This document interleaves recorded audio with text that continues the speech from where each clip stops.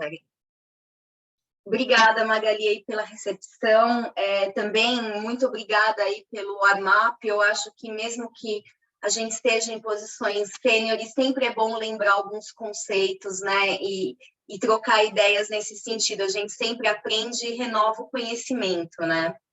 Então, bom dia a todos. Estamos aqui para mais um evento do Conecta Mulher, do IBEF, com a Fabrícia, que é a diretora executiva da Vinícola Guaspari, para contar um pouco para a gente da carreira dela.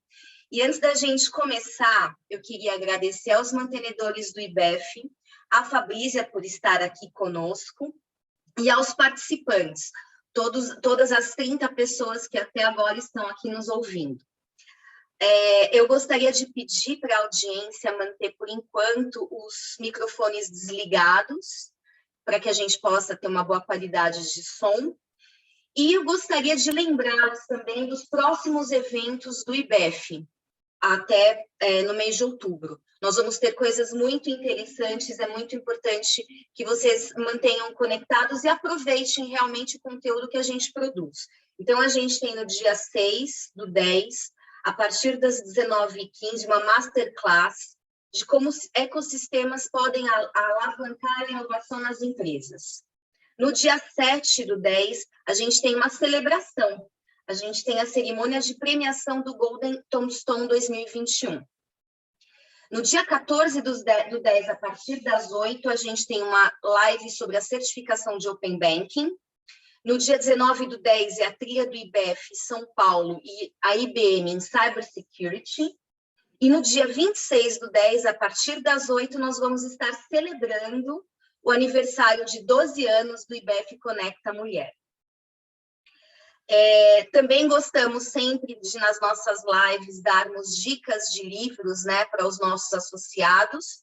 E a dica de hoje é o livro da Fátima Zorzato, O que faz a diferença, as características e oportunidades que criam um grande líder. Então, aqui eu queria apresentar para vocês agora a nossa convidada, a Fabrícia Zuccherato, que ela é diretora executiva na Vinícola Guaspari. Bom dia, Fabrícia, muito obrigada por estar aqui conosco. Bom dia a todos. Primeiro, queria agradecer muito o convite, fiquei super honrada, super feliz. Agradecer a todos do IBEF, agradecer a todos os participantes, agradecer a Flávia pela oportunidade e dessa troca incrível que a gente vai fazer agora. Entrei um pouco tarde no warm-up, queria ter entrado até antes, para variar, tive problemas tecnológicos, mas tudo bem, deu certo. Então, muito obrigada, Flávia.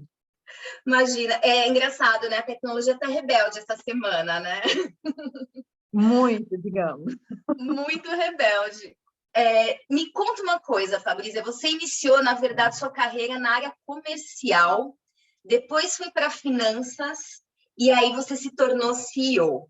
Então, me conta um pouco da sua trajetória, como que você foi parar em finanças da área comercial e como foi essa mudança de área para você. Bom, Flávia, na verdade, para contar um pouco sobre a minha carreira, vocês vão entender um porquê, eu tenho que começar lá atrás. Eu sou formada em agribusiness, né, na Inglaterra, e a minha paixão começou muito cedo pela agricultura. Começou quando eu era jovem, eu venho de família pecuarista, e a grande paixão da minha vida era ir para a fazenda dos meus avós e depois cuidar da fazenda com meu pai. Então, foi aí que eu fui picada pelo bicho da agricultura, pela dinâmica, pela vida que ele me apresentava. Até tinha um colega falando de mindfulness, né? Eu também estou fazendo um curso e agora eu entendo que talvez a natureza e a agricultura me permita uma certa atenção plena. Hoje, entendendo um pouco da minha intensidade, né? Eu entendo que a agricultura me dá esse equilíbrio. Enfim, me apaixonei muito cedo pela área, fui estudar fora e voltei ao Brasil, após, inclusive, um ano sanduíche, no qual passei 1 ano no Mato Grosso, trabalhando com soja. Foi incrível, incrível. Confirmou realmente a minha paixão pela área. E logo em seguida fui contratada pela Monsanto para trabalhar na área técnica comercial. Na verdade, eu acho que a minha contratação, Flávia, foi até uma curiosidade, porque era um curso que não existia no Brasil, o agronegócio, né? Então, eles não sabiam muito o que fazer comigo. Eu lembro que, na verdade, eu fui contratada como High Potential. Eu lembro até hoje desse título, né? E o RH falou, olha, é muito interessante a sua formação, você é um High Potential, vamos colocar você na área comercial. Então, foi muito por acaso que eu caí na área comercial. Sempre gostei de falar, acho que isso ajuda, né? Então, eles perceberam isso e me colocaram na área comercial. E eu amei. Trabalhei com café no sul de Minas. Foi uma experiência incrível. Eram 200 vendedores na época, 2 mulheres. Uma ficava no Mato Grosso e outra eu no sul de Minas. O que foi interessantíssimo para mim, né? Falando de mulher especificamente no agro, trabalhar com cafeicultor, que já é uma área muito tradicional, sendo mulher, não sendo engenheira agrônoma, porque ninguém entendia minha formação também. Como assim você não é engenheira agrônoma, né? Então, foi um super desafio e eu amei. Amei trabalhar no campo. Foi, assim, uma experiência maravilhosa. Em seguida, fui chamada, talvez para descobrir um pouco mais sobre a minha formação, fui chamada para ir para São Paulo, trabalhar na parte de planejamento comercial, junto com o diretor comercial. E aí fui picada pelo bicho do planejamento, comecei a ver lógica, né, na cadeia, naquilo que eu amava na vida, na dinâmica da agricultura. O planejamento me deu uma lógica, e aquilo eu achei também fascinante. Como você colocar toda essa paixão de uma forma racional e lógica, né? E trabalhei um tempo na área comercial. E aí você que me diga por que você me chamou para o financeiro, Flávia. Na verdade, acho que eu sempre fui muito curiosa, né? Nunca me envolvi muito com o pezinho na ponta do pé. Sempre fui daquelas de mergulhar. E adorei, sim, conhecer a parte de planejamento. Trabalhava intimamente com a parte de planejamento financeiro dentro da Monsanto. E fui convidada para fazer essa parte de planejamento financeiro. Talvez também por conhecer a cadeia de produção desde o campo, esse era um know-how que talvez agregasse muito dentro da área de planejamento financeiro, né? Então, acho que foi essa a principal transição que eu tive nessa primeira etapa da minha carreira. Não, com certeza o conhecimento do campo fez parte absoluta da sua ida para finanças. E assim, você foi para a Monsanto. Aí da Monsanto, você atuou em projetos que foram empreendedores em outros tipos de empresa, não multinacionais grandes como a Monsanto. O que eu queria também te perguntar é quais foram as experiências críticas que você ganhou nessa trajetória e que hoje você entende que te levaram a uma posição de CEO? Flávia, eu gostei muito dessa pergunta. Na verdade, eu saí da Monsanto de forma proposital e consciente.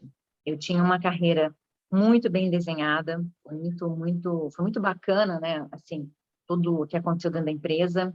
Estava claro essa carreira para mim, estava desenhada, mas eu precisava sentir um pouco mais, eu queria participar um pouco mais do planejamento. Eu acho que durante toda a minha vida, essa curiosidade de trabalhar na transformação, na criação, na realização da visão, eu pensei, poxa vida, sem dúvida, meu crescimento dentro da multinacional está claro, mas eu queria participar disso mais perto, mais rápido. Então, propositalmente, eu procurei uma transição de carreira para uma empresa que me desse um pouco mais de atuação dentro da estratégia, e aí fui convidada para trabalhar numa empresa avícola em Santa Catarina, né? Era uma empresa com a cadeia totalmente verticalizada e integrada, 1.800 funcionários. Foi incrível, eu saí com uma visão de planejamento comercial financeiro e fui direto para essa empresa que estava passando por um processo de sucessão emergencial. O pai havia ficado doente e o filho precisou assumir, e ele reestruturou toda a empresa, contratando, obviamente, os seus principais executivos, né? Então, aos 24 anos, eu virei diretora financeira de uma empresa de 1.800 funcionários.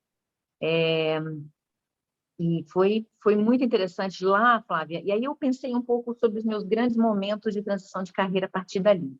Eu consegui o que eu queria, no sentido de... E a empresa familiar permite isso. Desde então, eu tenho ficado sempre em empresa familiar, que é participar da visão, é participar da estratégia, né? É participar dessa transformação de realizar. Então, eu tive 3 grandes momentos na minha carreira, né? Na empresa avícola, em seguida eu fui para uma holding familiar de cana-de-açúcar em Ribeirão Preto, e agora, finalmente, estou na Guaspari, na área de vinho, né? Produção de vinho. Todos no agro, como eu disse, é a minha grande paixão pela complexidade que a cadeia oferece, né? Mas eu refleti muito sobre o que você me fez, essa pergunta, e eu diria que teve 3 claros aprendizados que me permitiram, me ajudaram muito a chegar onde eu estou hoje, tá? Eu acho que no frango, na parte avícola, eu aprendi sobre processo. Foi uma escola incrível sobre processo de produção, sobre operação, já que a cadeia inteira era integrada, e obviamente dentro do agro, quanto mais você entende da cadeia e desse processo de transformação, mais dinâmico e mais fácil fica a tomada de decisão.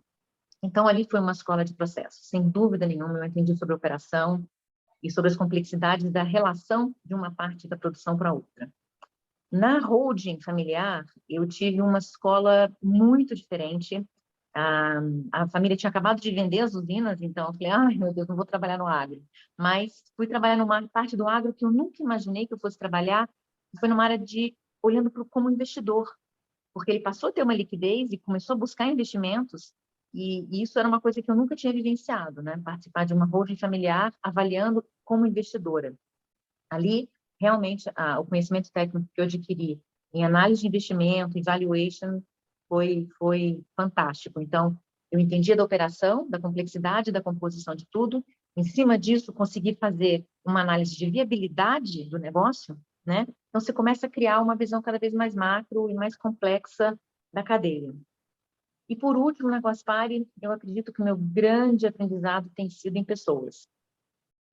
Entrei num processo de profissionalização. A empresa era realmente tocada pela família. Na minha entrada, nós profissionalizamos a empresa inteira. E aí, minha grande escola foi pessoas, né? Gestão de pessoas, realmente. Então, se eu tivesse que highlight assim, os 3 principais pontos de conhecimento técnico que eu desenvolvi nessa minha carreira, foi isso. Mas, eu acho que o motor de tudo, e eu sempre digo isso, não é técnico. Eu acho que o motor de tudo é um pouco atitude, né? A minha paixão, que depois, recentemente, aliás, eu aprendi que não é paixão, é propósito, né? O que eu chamo de paixão é quando eu identifico uma paixão em alguma coisa, eu não enxergo mais o risco naquilo, eu não enxergo mais o problema, eu enxergo um enorme desafio, uma enorme oportunidade. E eu não sei fazer muito as coisas sem ter essa paixão. Diga-se de passagem, nada na minha vida, né? Então, nessas empresas, na verdade, identificaram, acho que nem um pouco de uma capacidade de ser um change agent. Em todas as minhas etapas dentro das empresas, havia algum tipo de transformação ou provocação de mudança que precisava de alguém que realmente acreditasse nesse propósito, que trabalhasse nisso com muita paixão. Então, dentro do processo de sucessão, aconteceu isso. Dentro da reestruturação do Family Office, que começou do zero, a gente estruturou todos os processos. E, finalmente, aqui também, lançando um negócio muito novo, empreendedor, totalmente fora da curva, ainda num processo de profissionalização e com uma curva de crescimento muito rápido. Eu acho que se você não tem essa paixão, essa atitude muito apaixonada de realmente mergulhar, ter essa curiosidade e participar da visão, e é o que eu amo trabalhar em empresa familiar, porque você participa do desenvolvimento da visão, eu acho que você não consegue ter o driver para fazer toda a parte técnica e executar, entendeu? Não sei se eu respondi a sua pergunta. Respondeu. Eu achei super interessante o comentário que você fez, que quando você encontra o propósito ou a paixão num projeto, você perde a noção do risco. É muito interessante esse comentário. E aí, usando esse seu comentário do risco, né? Quando você não vê o risco, você com certeza busca mentoria e apoio também, né? Porque faz parte um pouco do nosso modelo mental executivo. E aí, dentro dessa trajetória que você fez, quando você quando você estava apaixonada, quando você tinha o seu propósito, quem foram os apoiadores fundamentais para a sua carreira quando você já não estava mais olhando para o risco, né? Quem foram as pessoas que te habilitaram nessa trajetória, você, ou através de mentoria, ou através de algum conselho, que te habilitaram você a chegar onde você chegou? Flávia, essa é uma pergunta interessante e eu tenho uma resposta não ortodoxa para isso. Na verdade, eu sempre trabalhei com life coaches, que eu nunca busquei um coaching, que, aliás, a gente já tinha falado sobre isso também no passado, eu nunca busquei um coaching, uma mentoria clássica. Eu sempre busquei e trabalhei com life coach, que foi uma pessoa que ia além da minha busca profissional, ia muito mais dentro do aspecto do equilíbrio. E eu te digo por quê. Um desafio de quem trabalha com esse tipo de paixão, com esse tipo de visão e energia, é o equilíbrio. O risco desse tipo de perfil é manter o equilíbrio, né? E meu pai, desde pequeno, me contou uma história muito interessante. Ele falava para mim assim, filha, a vida é uma mesa de 4 pernas. Você tem trabalho, Deus, carreira e família. Nenhuma mesa fica estável se uma das pernas estiver muito curta. E o desafio de quem trabalha com essa intensidade, essa paixão, Flávia, é manter esse equilíbrio. Então, eu sempre busquei ajuda em coaching muito mais amplo do que só o profissional, na tentativa de manter esse equilíbrio. Porque o trabalho, como ele tem um retorno incrível e rápido, o trabalho ele é rápido. As conquistas do trabalho são rápidas, são imediatas, são deliciosas. Você vê as coisas acontecendo, você provoca as mudanças de forma muito rápida, né? Você não provoca essa mudança quem tem filhos e adolescentes e filhos. Eu acho que a gente vai ver o resultado talvez lá na frente, né? A gente não provoca isso em saúde. Eu tentei correr na esteira com essa mesma paixão, quase infartei. Então, sim, não funciona essa paixão nas pernas da mesa, exceto no trabalho, né? Então, buscar esse equilíbrio de distribuir essa energia e essa paixão em todos os aspectos da minha vida sempre foi meu maior desafio. E, então, respondendo a sua pergunta, eu sempre buscava ajuda de um escopo mais holístico inteiro do que meramente profissional. Tive ajuda, sim. Na verdade, outra coisa não muito ortodoxa, eu sempre tive ajuda de dentro da empresa. Eu sempre busquei a ajuda da família. Eu sempre fui muito autêntica. Eu peguei um final da conversa um pouco sobre isso, né? Muito autêntica, muito transparente. Não sei ser diferente. Então, eles participavam um pouco comigo nesse sentido, me davam muito coaching, muito feedback. Aprendíamos juntos, caímos, levantávamos, né? Sempre numa relação muito profunda de confiança e transparência. Então, não é uma forma muito ortodoxa, assim, nunca trabalhei nessa forma, mas foi o jeito que eu descobri que eu teria que fazer. E, na verdade, essa busca por esse equilíbrio me fez, muitas vezes na profissão, escolher ser o 8. Você lembra que a gente falou sobre isso também, né? Lembro. A paixão de trabalho, ela é tão gostosa, ela é tão maravilhosa, o senso de propósito, ele é tão tangível quando você participa de uma empresa e você enxerga isso, e a vantagem de trabalhar com empresa familiar é que você está no cerne dessa visão. O desafio é que, às vezes, você tem que tomar decisões difíceis para manter a sua mesa equilibrada, né? Então, para mim, o maior desafio era abrir mão, às vezes, do 10 e ser o 8 para que eu pudesse ter todas as pernas equilibradas, né? Então, para mim, realmente, esse coaching foi bastante diferente, esse aprendizado de vida, essa busca foi um pouco mais amplo, assim, do que profissional, diria, né? Mas acho que eu tenho que melhorar nisso, tá? Isso é um processo de autocrítica pessoal que eu acho que eu tenho que melhorar. Não, assim, muito obrigada aí pelo que você trouxe, né? E aí eu te pergunto também como que o que você acha que foi importante do que você está contando para a gente na sua carreira para fazer essa transição de uma pessoa de finanças para ser diretora executiva, onde você tem talvez uma responsabilidade talvez um pouco diferente? Para mim é muito fácil responder. Em todas as áreas que eu trabalhava de forma funcional, gerente administrativa, diretora financeira, diretora de investimentos, enfim. E aqui é uma dica que eu faço para quem tem talvez identifique também em si próprio essa própria característica. Eu me prendia muito na visão daquela área. Então, por exemplo, como diretora financeira, eu tinha absoluta certeza da precisão dos números que eu estava apresentando, de todos os relatórios, de todos os reports, de todos os prazos. Mas eu acho que a grande mudança, e isso foi baseado num feedback que eu recebi do CEO da empresa onde eu trabalhava, ele falou assim, Fabrícia, você tem que entender do negócio. Eu não entendia muito o que ele queria dizer, Flávia. Eu falava, caramba, mas tá aqui os resultados, olha, eu estou te mostrando.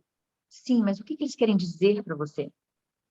O que isso quer dizer para tomar essa decisão? Se você estivesse no meu lugar, o que isso representaria para mim? O que indicaria em relação à decisão? E durante os anos eu fui entendendo um pouco isso, que para você poder ir para uma visão de gestão geral, você precisa entender profundamente do negócio. Então, os números, eles precisam significar alguma coisa para você. E eu lembro que eu via, né, CEOs na época fazendo isso, eu achava incrível, eu não entendia como. Eu lembro que eu apresentava uma planilha, e a pessoa pegava uma planilha, e na planilha ele me dizia o que estava de errado na planilha. Eu falava, como que ele falava aquilo? Era porque ele entendia profundamente do negócio. Os big numbers na cabeça dele, a relação entre os números, significavam algo de tomada de decisão e de visão e de missão muito maior. Então, eu consegui aqui, eu acho, na Guaspari, eu tive a oportunidade de ter essa visão, esse cargo, e aí eu falei, entendi.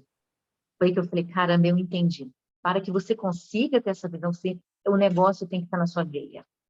Tem que estar na sua veia. Você precisa entender do processo de produção, você precisa entender das pessoas, você precisa entender, e principalmente trabalhando numa cadeia de agronegócio, você precisa entender de todas as faces da interlocução de toda a cadeia.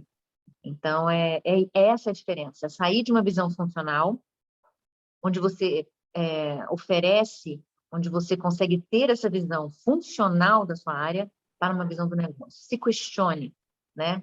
O que esses números querem dizer? Ou caso você não esteja numa área financeira, o que essa pessoa pode refletir no negócio, né? Na área de compras, o que essa compra pode refletir na qualidade do produto? É muito mais amplo do que simplesmente oferecer alguma coisa funcional. Acho que essa foi, para mim, a grande mudança na área de finanças para a visão geral mesmo. O que você está falando é fazer o zoom out, né? E o funcional, né? Muito zoom in, né? Então, como que eu consigo sair, né? E dar esse zoom para olhar o todo, né? Não só um pedacinho, né? E assim, a gente está falando agora você trouxe a questão da Guaspari, onde você tem que entender o end-to-end, toda a cadeia, todo o processo, com muito mais detalhe ali, talvez até mais tangível, né, do que só relacionado aos relatórios, como você falou.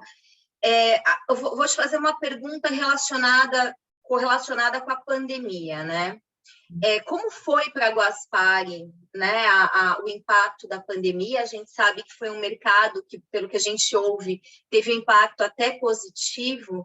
E como que é você trabalhar num mercado que tradicionalmente o Brasil não tem sei lá, uma relevância como você tem nos países da Europa, mas que está se sobressaindo? Como que você colocou o Brasil no mapa? E como que foi o impacto da pandemia em relação ao negócio agrícola ou ao negócio do vinho no Brasil? Uhum.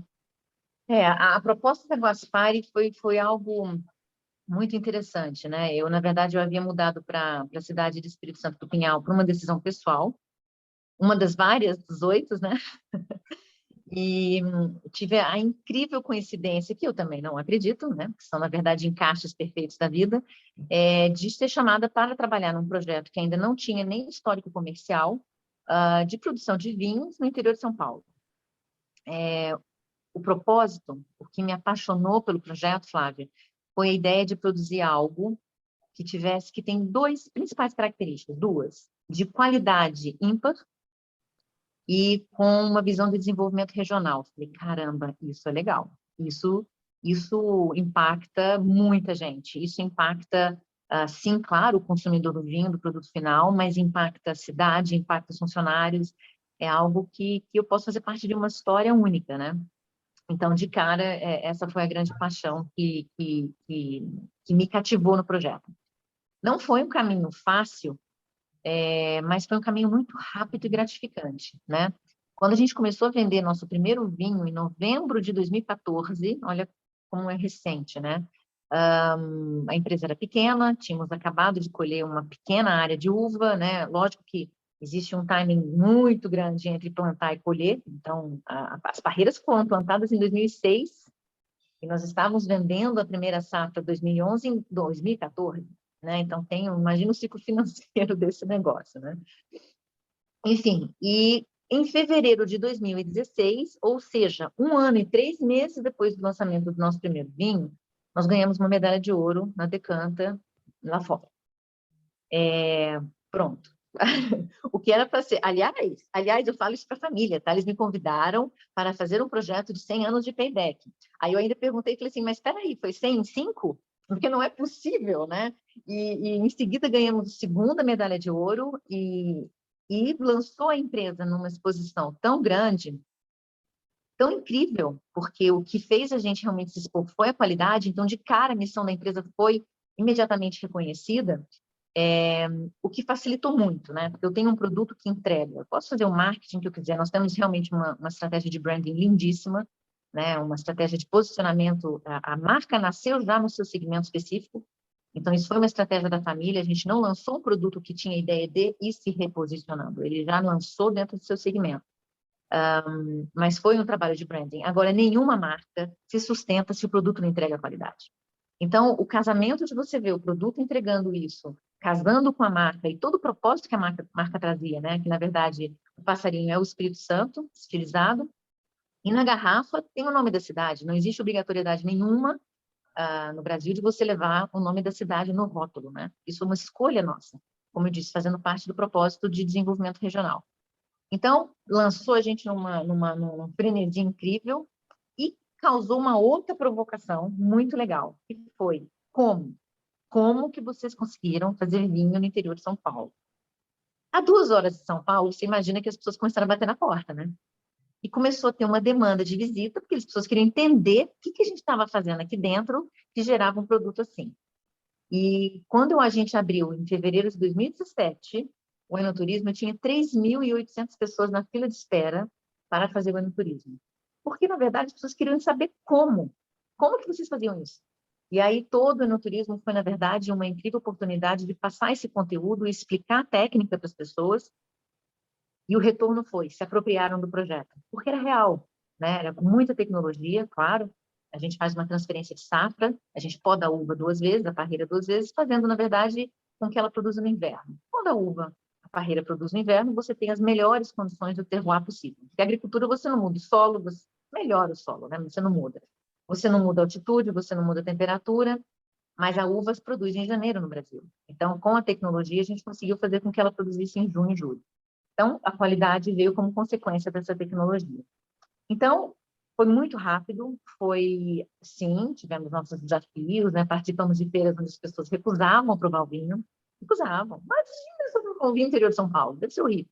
E aí fomos ganhando a confiança, provando, mostrando, contando a técnica, trazendo as pessoas aqui. Temos a vantagem de estar 2 horas de São Paulo, né? E quebrando esse paradigma, trabalhando e quebrando esse paradigma, convencendo, mostrando. Então, hoje, a missão da empresa, e diga-se de passagem, que é muito desafiador para quem produz vinho, é produzir vinho de qualidade com consistência. Quando você trabalha com um produto tão dinâmico como a uva, né? Aliás, eu já trabalhei em vários setores do agronegócio, e o vinho é o único que não morre depois que ele morre, entendeu?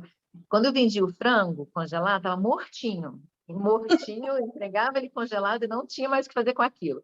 Quando eu vendi açúcar, não tinha, você plantar açúcar não vai germinar. Agora, o vinho, você colhe a uva, você processa e você entrega alguma coisa viva para a pessoa.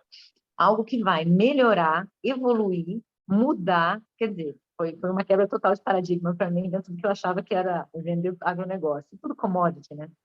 Então, o vinho, ele é algo dinâmico, ele vai se desenvolvendo, ele vai evoluindo. Então, é muito gostoso você poder oferecer algo, porém, é de alta responsabilidade você poder garantir essa qualidade consistente, porque de safra para safra muda, você tem que poder manter o cliente, né? Porque você perde também. Justamente por essa variação que ele permite, essa incrível mudança que o vinho tem na sua evolução, é super desafiador você manter a consistência e a qualidade. Então, acho que a visão da empresa é essa, e o desenvolvimento regional também me conquistou de tal forma. Hoje, a cidade está mudando, a região está mudando, né?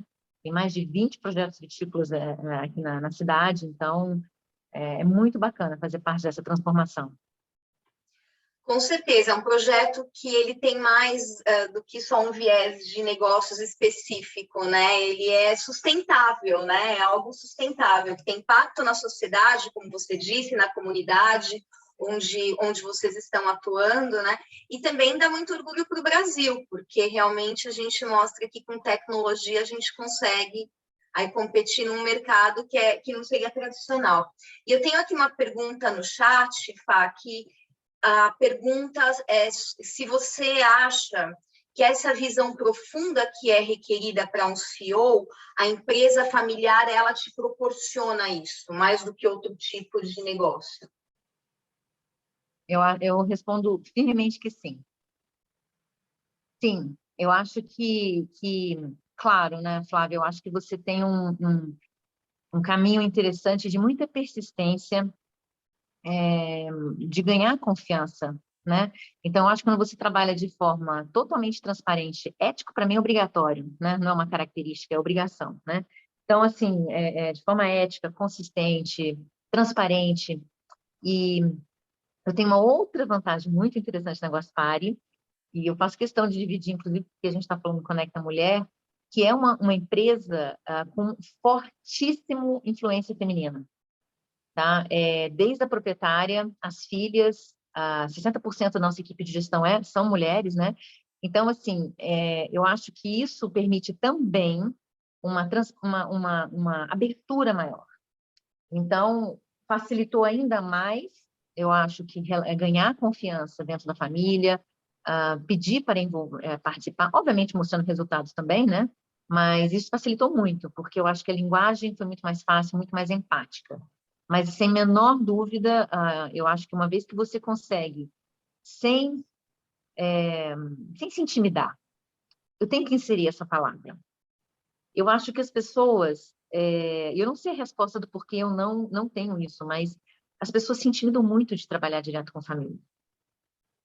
E isso não tem que acontecer, né? Eu acho que à medida que você se sente à vontade de fazer parte dessa visão, de dar sua opinião, de forma sincera, de aprender junto, de errar junto, você acessa direto. É incrível o que acontece depois. A relação de confiança e a dinâmica que se cria com a família depois é algo que, inclusive, se mantém mesmo que você saia, né? Então, grande parte das famílias, mesmo depois de eu ter saído, a gente mantém um relacionamento muito bacana de acompanhar a carreira um do outro por causa disso, porque ele se sustenta de forma muito real. Mas, sem dúvida, a resposta é sim.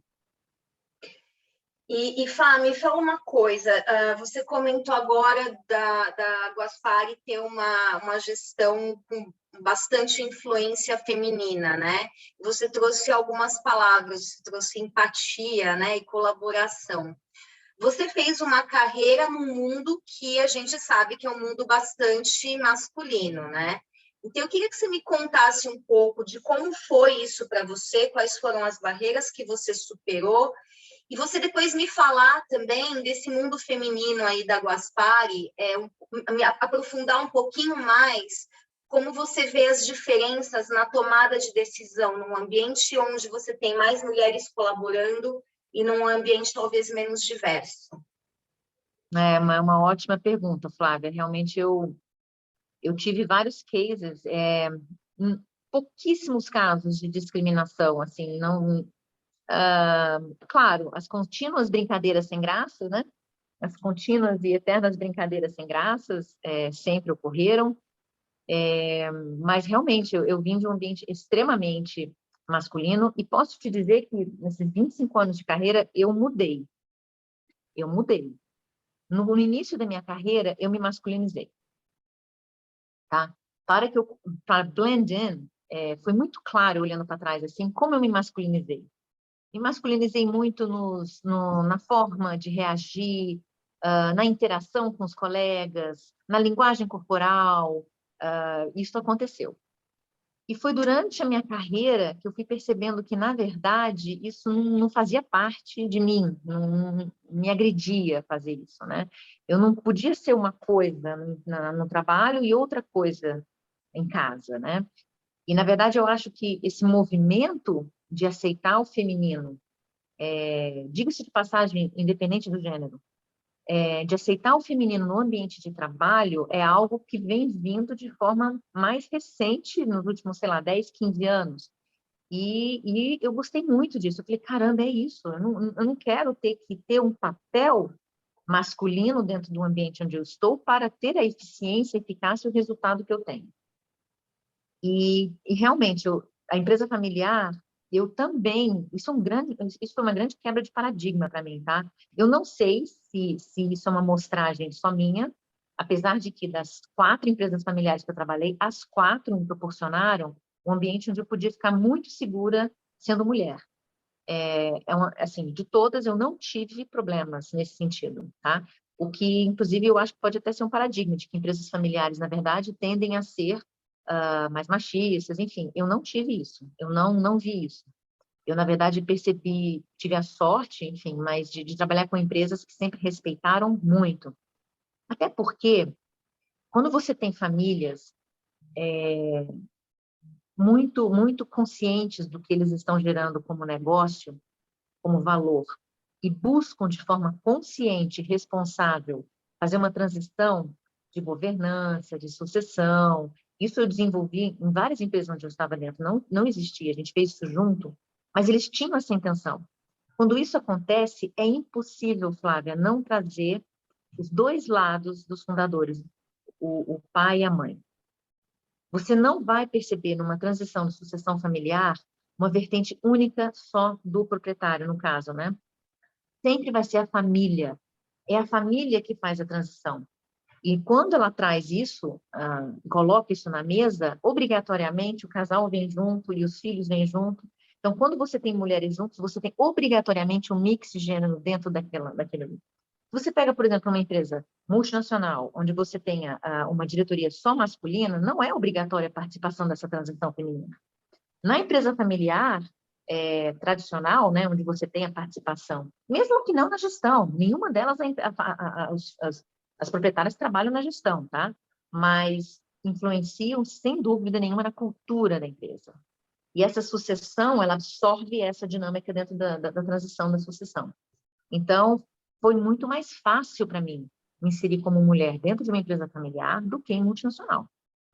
Eu te digo com toda clareza, tá? E sem dúvida, aqui na Guaspari, mais ainda, percebo claramente a diferença. A nossa grande busca, né? Porque minha irmã, inclusive, é especialista em gender differences, né? Então, ela trabalha hoje na ONU, tal, como especialista em gêneros, tentando buscar essa atuação de mulheres dentro do ambiente de trabalho e em outros ambientes. E ela me deu uma grande lição de vida. Ela falou, Fabrícia, não é igualdade, é equidade.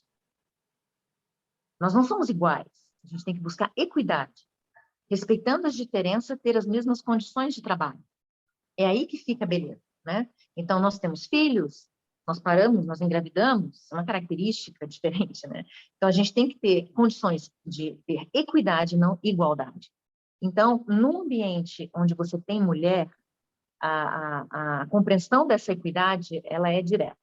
Então, as características dessa equidade, das rotinas que a gente tem, da dinâmica que a gente tem de vida, como mulher, mãe, esposa, trabalho, enfim, é obviamente muito mais fácil, não tenha dúvida, pelas características do gênero mesmo, né? E, então, com certeza, é muito mais gostoso você poder falar com uma líder mulher. E aqui é muito gostoso porque eu tenho homem e mulher, eu respondo aos filhos dentro de um conselho, e tem homem e mulher dentro. Então, é muito legal, porque você consegue ter esse mix, né, das características maravilhosas que tanto o lado feminino quanto o lado masculino trazem para a decisão, né?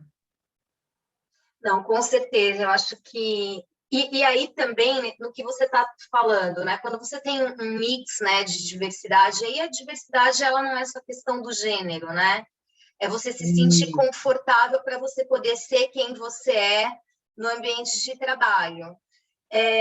Como você conecta essa cultura da Guaspari com a inovação que vocês trouxeram para o negócio?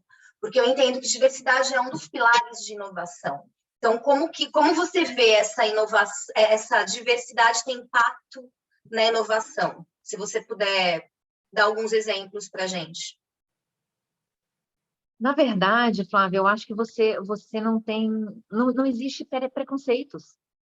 Preconceitos. Não existem isso, né? Eu acho que o DNA da Guaspari, ele é tão empreendedor, ele é tão visionário, que não existe essas diferenças. Não existem. Eu ainda brinco com o proprietário que eu ainda vou achar um problema para levar para ele. Eu nunca consegui perguntar um problema para ele. Eu falei assim, sério, às vezes quando eu estou com um problema em casa, eu penso, o que o seu Paulo faria nesse momento? Ele não enxerga o problema. Ele só enxerga a oportunidade, o outro lado, né? Então, da mesma forma que a gente não enxerga diferenças. Por que enxergar diferenças? Pelo contrário, tudo pode ser uma oportunidade de ver algo diferente. Todos podem estar enxergando alguma coisa diferente. Tá vendo? Então, esse é a cultura da empresa. Não tem diferenças aqui. Não tem diferenças sociais, porque quem trabalha no agronegócio sabe que existe uma outra vertente importante, né? E é a diferença social. Você trabalha com pessoas rurícolas e você trabalha com pessoas que têm um nível de escolaridade cultural muito alto. Como você também dá importância a todos dentro da organização de forma igual? Então, eu não enxergo diferença. Absolutamente todas as pessoas que estão na empresa fazem parte de uma engrenagem. Isso não é clichê. Isso é absoluta verdade. A única diferença que existe entre os cargos e funções é a autoridade e responsabilidade. Agora, a importância não é diferente de um lado para o outro. Ninguém é menos ou mais importante. Então, não perceber essa diferença, independente do sexo, do gênero, da escolha ou das inúmeras diferenças, eu acho que enriquece, porque você não tem paradigma, você não tem preconceito. Todos são bem-vindos. E, aliás, diga-se de passagem, quanto mais diferente a ideia, quanto mais fora da caixa, mais a empresa escuta. Até eu acho que é bem interessante, porque é realmente isso faz parte do DNA da empresa. Quem trabalha com inovação não consegue ter isso. Você não consegue se bloquear para ideias. E quanto mais diferente que a pessoa for, mais provável que ela te traga alguma coisa que você nunca viu, né? Então, é você ter essa abertura. Você acha que a diversidade ela te traz abertura, né? Quando você tem a oportunidade de ouvir pessoas de diferentes ambientes ou tipos de educação ou esferas sociais, você tem novas ideias. Sempre. Me fala uma coisa, assim, para a gente começar aqui já pensar nas perguntas, se as pessoas, a gente tem 40 pessoas aqui agora participando, quiserem fazer mais perguntas também, para a gente começar já a endereçar essas perguntas, me fala um pouco da sua carreira toda, né? Olhando desde quando você começou lá na Inglaterra, escolhendo o agribusiness, até hoje, você como CEO. Quais foram os momentos críticos, se você puder compartilhar alguns, onde você teve que usar muito equilíbrio para fazer decisões entre a vida pessoal e a vida executiva, né? Porque é uma trajetória bem rápida, você é uma pessoa bem jovem, para você estar na posição... adorei essa parte, obrigada, Flávia. Então, não, verdade, super jovem para sua posição. Então, assim, eu imagino que foi uma trajetória bastante intensa, uma jornada bastante intensa. Você trouxe já alguns temas como o seu life coach, mas se você puder compartilhar com a gente mais dicas, assim, de quais foram aqueles momentos críticos onde você teve que lixar, né, os pezinhos da mesa para que ele se equilibrasse. Quais são as dicas que você dá para a gente aqui, que temos várias mulheres, né? O Conecta Mulher, para atingir esse objetivo e como foram essas escolhas? Flávia, eu lembro muito, muito desses momentos. Foram momentos muito marcantes na minha vida. E eu tenho um lema que é o seguinte: quando nós tomamos as decisões na vida baseadas nos valores certos, o universo se conspira a favor. E os valores, eles mudam na vida, e o peso desses valores mudam também. Então, tudo bem você tomar decisões diferentes em momentos da sua vida. Quando eu não tinha filho, eu aceitar, por exemplo, ficar em Florianópolis mais 2 anos, enquanto meu marido morava em Ribeirão Preto, indo todo final de semana para lá, foi algo que eu consegui inserir. Aguentei 2 anos disso, né? Até que eu falei, não, eu quero ficar com meu marido, vou para Ribeirão Preto, e assim fiz e saí da empresa avícola. Agora, a partir do momento que você tem filhos, por exemplo, é lógico que outros fatores entram na equação, a ordem de prioridade dos valores se alteram e, portanto, a decisão também. Então, isso tudo bem, porque muita gente se cobra, está tomando essas decisões como se o ranking dos valores fosse estático na vida. Ele não é, ele muda.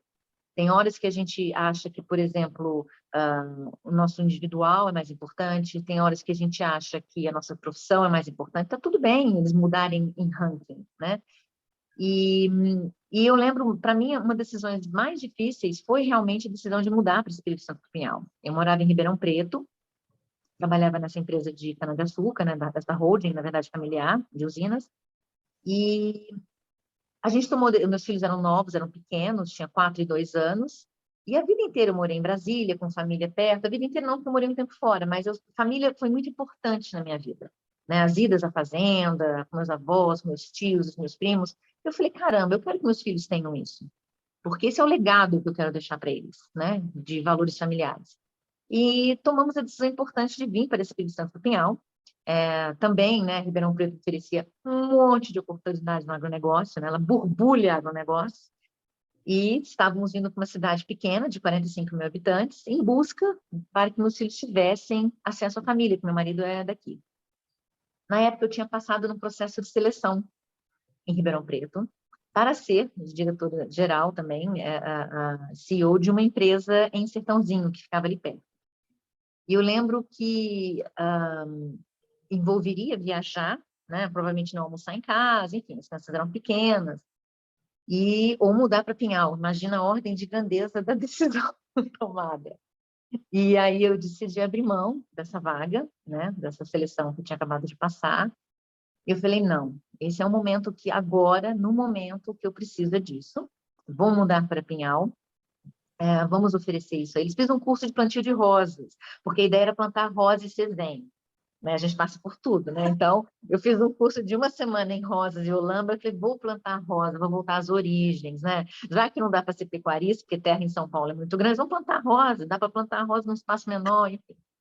Aí vim para cá e, como eu disse, a decisão foi tomada, independente do que tinha ou não em Pinhal.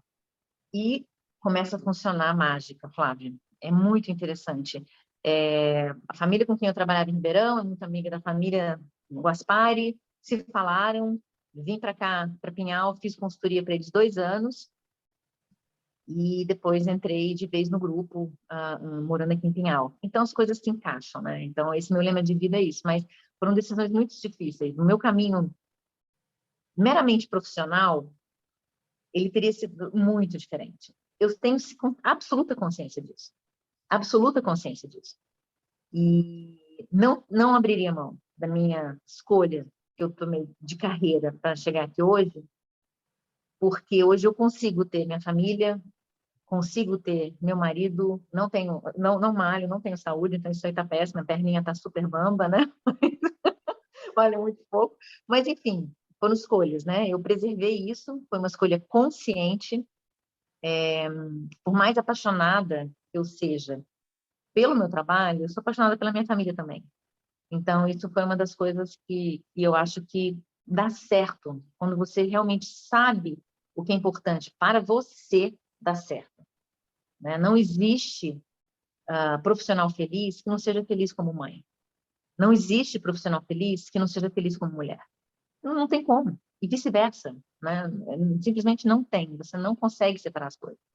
Então, eu lembro claramente dessa difícil decisão, sim.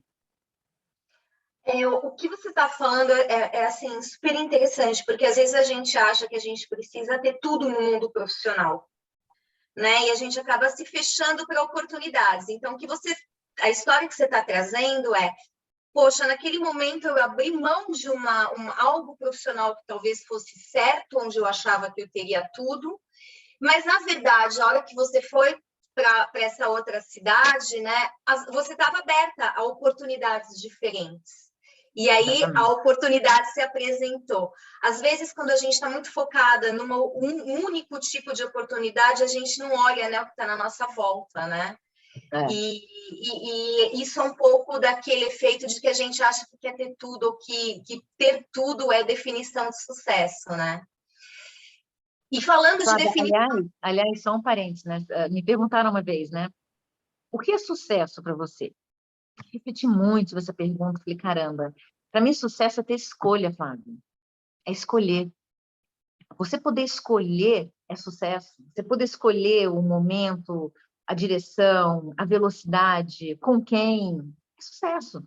Quantas pessoas se sentem presas a não poder escolher, né? Então, a minha vida inteira foi trabalhar para ter escolhas, para poder tomar escolhas e fazer escolhas. Sempre estudando, sem dúvida, estudei, continuo estudando, mas também nas outras vertentes da vida, né? Era essa pergunta que eu ia te fazer, qual que era a sua definição de sucesso? O que era sucesso para você? Concordo, acho que ainda mais nesse mundo que a gente vive, né? A gente aprendeu muito nesses últimos 2 anos, né? Que nada é certo, né? Eu acho muito curioso quando a gente está falando de planejamento, né, Fá? Eu não tenho como fazer orçamento para o ano que vem. Eu vivo o dia a dia. A pandemia ensinou muito a gente a viver o dia a dia, né? Eu acho É que verdade. Desculpa, fala. eu acho que você está trazendo a gente, muitas vezes a gente superestima o planejamento, né? Aliás, você fez um bom ponto. Você perguntou sobre a Covid e não te respondi, né?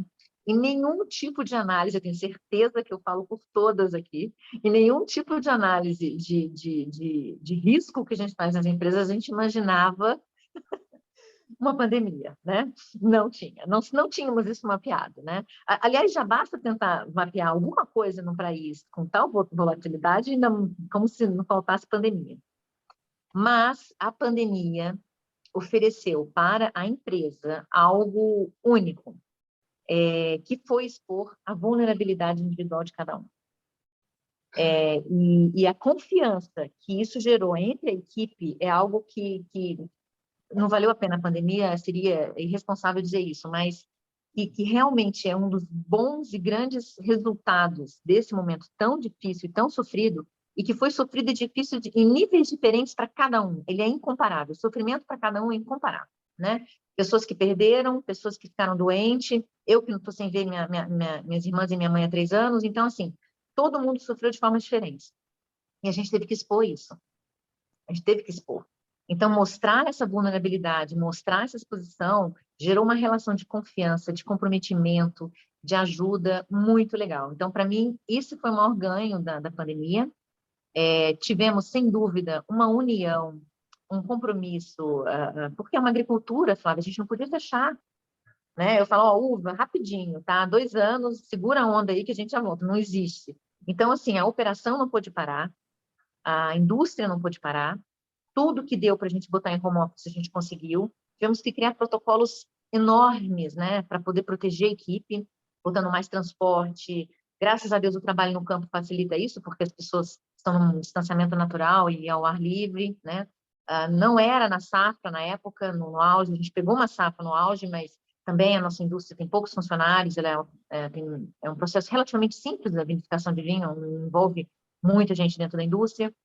Então, assim, realmente, a colaboração, as pessoas... Não, a gente muda para a empresa, a gente dorme aqui dentro, não tem problema, a gente vai fazer a safra, porque aí a gente cria uma bolha. Então, as ideias, o comprometimento, o envolvimento de todo mundo, foi muito legal. E, claro, tivemos um baque enorme no nosso faturamento, porque 50% do faturamento vinícola ocorre aqui. Eu tenho um enoturismo robusto, né? E recebo muito aqui. Aliás, era uma meta para 2025, né? Faturar 50% da vinícola, aconteceu em 2019, né? Mas isso foi um baque. Tivemos que nos reinventar. Caramba, né? Não podemos mais receber as pessoas. E aí que o e-commerce entrou muito forte. Eu acho que todos os negócios perceberam que quebrou-se o paradigma do e-commerce, né? Pessoas de diversas idades se sentindo confortável em comprar no e-commerce. E realmente o e-commerce conseguiu suprir um pouco. E tivemos a sorte de estar num negócio que ajudou muitas pessoas a sobreviverem à pandemia, que foi o vinho, né? Todo mundo sobreviveu muito melhor à pandemia com o vinho. Aumentou 35% o consumo de vinho no Brasil, na pandemia, e 74% o consumo de vinhos nacionais, o que é Uau. mais legal ainda, porque os vinhos importados ficaram mais caros, lógico, e além do que, eu acho que provocou uma visão mais local, né? Uma coisa que na Europa a gente vê muito e tal. Poxa, vamos olhar o que está ao nosso redor, né? O que produz aqui em volta? Vamos ajudar. Nós criamos um movimento na cidade chamado Juntos por Pinhal. Então, onde todo mundo, a meta era todo mundo consumir o que era pinhalense. Priorize o pinhalense, né? Então, a gente começou a comprar dos feirantes, porque a feira acabou. Então, a gente comprava dos feirantes, distribuía na cidade. Então, a gente começou, mas isso veio para ficar. Esse olhar local, essa valorização do que é brasileira veio para ficar. E agora, com o turismo local vindo para ficar também, com os diversos impedimentos para viajar, isso vai valorizar ainda mais o Brasil. Então, acho que isso foi um momento muito legal para a gente, sabe? Todo mundo curioso para conhecer o Brasil. Não, sem dúvida, né? Eu acho que realmente é um momento muito sofrido, mas existem aprendizados e oportunidades, né? Acho que essa questão de a gente olhar para o local é uma tendência que a gente antecipou com a pandemia, né? De você ter ecossistemas menores, né? Nós antecipamos, né? Acho que essa é uma inovação realmente que aconteceu por conta da pandemia, ia acontecer provavelmente, mas aconteceu mais rápido por conta da pandemia. E, Fá, me fala uma coisa, você que está num negócio que é bastante empreendedor, quais são as características que você enxerga super importantes num executivo empreendedor? Esse foi um conceito que eu aprendi também recentemente, conversando, aliás, com um coach, amigo meu, e eu falava assim, nossa senhora, eu não consigo ser empreendedora. Ele olhou para mim assim, chocado. Como assim? Não, nossa, empreender, não conseguia. Ah, nossa, em que momento você não é empreendedora? Ele falou. Eu falei, não sou empreendedora. Eu não conseguiria montar meu próprio negócio e investir. Imagina, eu não ia dormir à noite, não ia dormir, o risco, os funcionários, né? Ele falou, querida, você é empreendedora. São perfis de pessoas diferentes que empreendem de formas diferentes e que, diga-se de passagem, depende uma da outra.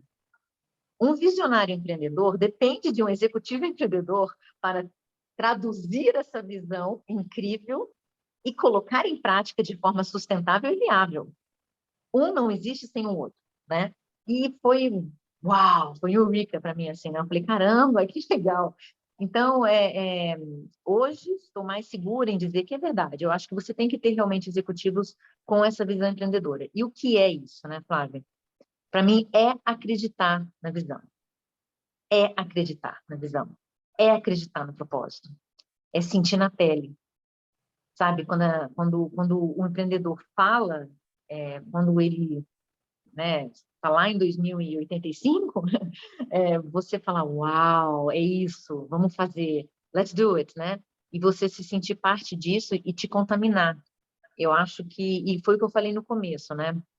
Quando você acredita nesse propósito com essa paixão, realmente o risco se torna algo secundário.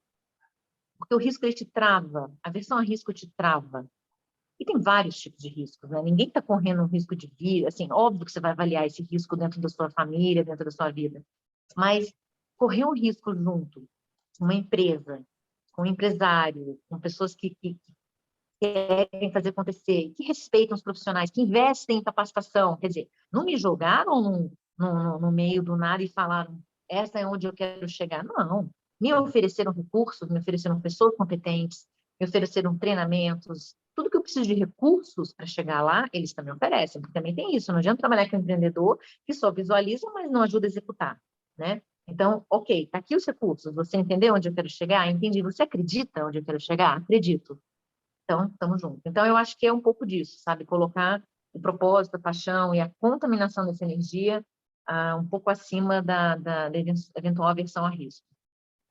Acho que da aversão a risco, e acho que é muito bacana o que você disse, da visão, né? Você ser um torcedor por aquela visão junto com o empreendedor, né? Muitas vezes a gente acha que a gente tem que trazer os modelos tradicionais de gestão para dentro de uma empresa ou para dentro de um negócio empreendedor, e na verdade é o contrário, né? Você se deixar contaminar pela visão do empreendedor e talvez você não vá seguir caminhos tradicionais, né? De gestão, né? Isso passa, né, Flávia? Vira uma cultura. O bacana é que, assim, quando você consegue fazer isso, virar cultura. Quando acreditar na visão é cultura, e não papel ou algo que simplesmente trabalha. Isso talvez tenha sido uma das minhas frustrações em trabalhar em empresas muito grandes no início, porque eu não conseguia sentir, era muito distante de mim, né? E poder participar de uma forma tão perto dessa construção é muito único.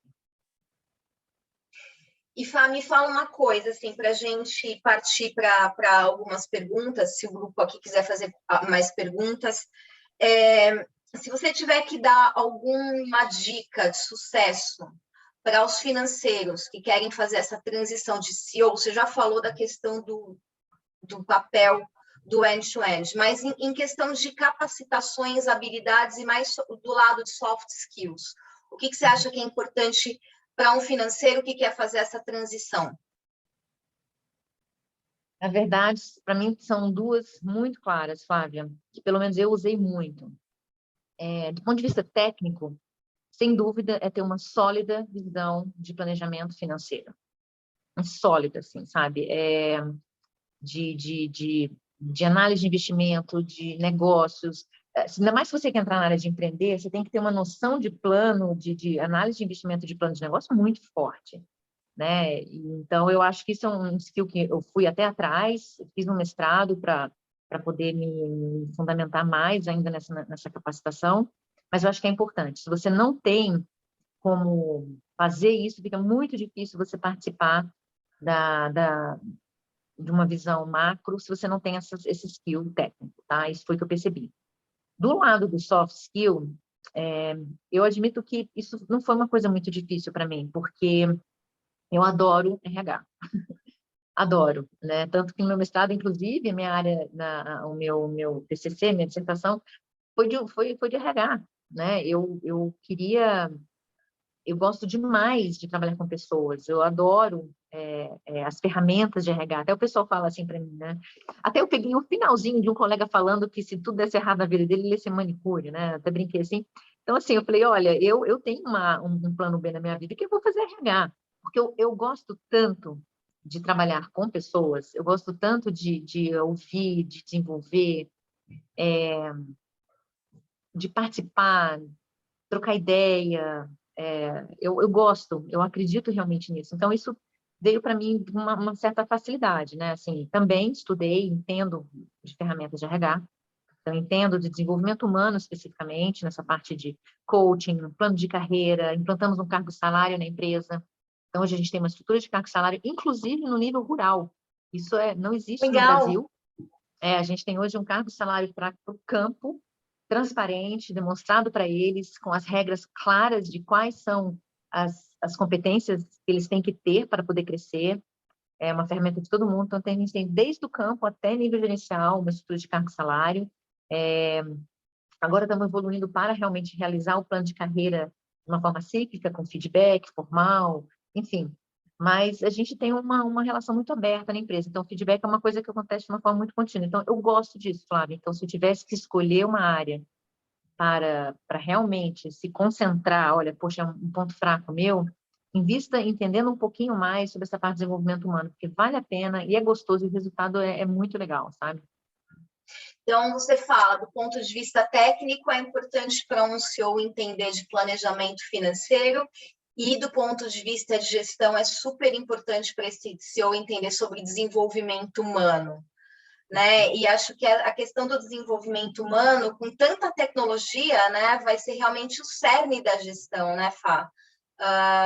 Muitas atividades, a inteligência artificial, a tecnologia vai poder fazer, mas realmente cuidar das pessoas, desenvolver pessoas, engajar pessoas, vai ser o foco mais importante, né, da gestão, acho que nos próximos anos. Como que você vê isso?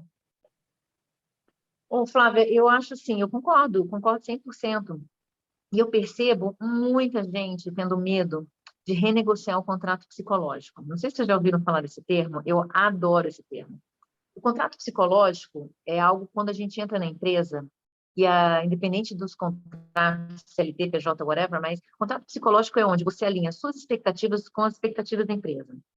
Só que assim, as empresas tendem a achar que isso é estático. Então, quando o profissional, de repente, se sente insatisfeito ou que ele quer rediscutir, ele achou que há um desequilíbrio dentro do contrato psicológico dele, o que aconteceu? Por que ele está insatisfeito? Por que ele quer conversar? Porque a tendência da empresa é se sentir um pouco por que ele não está satisfeito e não se abrir a ouvir o que a pessoa tem a dizer. Então, não ter medo de ouvir o que a pessoa tem que reclamar, pedir, para que esse contrato sempre fique equilibrado. Quanto mais você ignora esse desequilíbrio, e você como gestora sabe o que está acontecendo, quanto mais tempo você ignora esse desequilíbrio do contrato psicológico das duas partes, o alinhamento de expectativas, pior fica, e você perde o profissional. Você vai perder o profissional, né? Então, eu acho que você está disposta a sentar e conversar, ouvir coisas não legais, ter que fazer seu dever de casa, nossa, como que eu vou segurar esse profissional? Ele quer isso, aquilo, não é fácil, dá trabalho pra caramba, né? Eu acho que é a coisa que mais dá trabalho. E depois voltar e realinhar esse contrato psicológico, ter essa paciência, essa consistência, sem dúvida, eu acho que o skill mais importante para um gestor hoje. Não, muito. Adorei, não conhecia essa do contrato psicológico. Vou tomar licença poética também de utilizar. Fá, muito obrigada pela sua participação. A gente falou de carreira, a gente falou de vida pessoal, a gente falou de desafio profissional, a gente falou de ser mulher. Então, foi muito gostoso. Assim, essa hora que a gente passou aqui juntas foi bastante, acho que produtiva, não só para mim, acho que para o grupo todo que estava aqui escutando. Se não houver mais perguntas, pessoal, a gente vai estar encerrando, mas, Fá, eu queria te agradecer demais por essa oportunidade, pelo seu tempo aqui, e te convidar para manter esse contato aqui com o IBEF, que é um grupo muito bacana de executivos, onde a gente faz relacionamentos de confiança e onde a gente aprende nos 4 pezinhos da mesa também, para sermos profissionais e pessoas melhores. Magali, você quer fazer algum comentário, fazer algum encerramento? Eu estou encantada, né? Fabrícia, assim, muito genuína, né? Muito transparente, coisas que intuitivamente às vezes a gente sabe, mas acaba não verbalizando, né, no dia a dia. Queria deixar as portas do IBEF abertas, inclusive para os seus financeiros, para vocês integrarem aqui o nosso grupo super diferenciado, né? As coisas acontecem muito por aqui, então é um prazer, uma honra ter você aqui. Flávia, super mediação. Meili e Basagre arrasaram aí no AMAP. Foi uma manhã realmente muito incrível. Estou vendo o Cris Achê aí chegando para dar um bom dia. Não, é só para dizer que só faltou vinho para a gente brindar, viu? Mesmo essa hora da manhã, galera. Sensacional. Olha, e adorei a ideia, não sei, eu ouvi alguém colocando aqui, para fazermos realmente o encontro. A gente vai estar desenvolvendo um espaço corporativo aqui na empresa e gostaria muito de ter a honra de receber aí o pessoal do IBEF aqui para um evento, para vocês fazerem algum evento corporativo aqui com a gente. Aí eu garanto vinho. Mas, Fabrícia, se a gente for entrar na lista de espera, deve dar 2024, mais ou menos, né? Olha, é verdade. Coitada da Marina, ela não aguenta mais. Eu pedi para dar um encaixe numa galera. Gente, está incrível. Só de ABPET tem umas 4 ou 5 visitas previstas. Mas sensacional, gente. Mediação super boa, Flávia. E o Esquenta hoje foi show, viu? Muito bom. Precisamos brindar muito, gente. Com certeza, com certeza. Muito obrigada aí pela oportunidade também de poder fazer essa mediação. Obrigada, gente, um ótimo dia para vocês e uma ótima semana. Obrigada e parabéns. Abraço. Muito obrigada pelo convite. Um abraço. Obrigado, até logo. Um abraço. Saúde a todos. Cheers.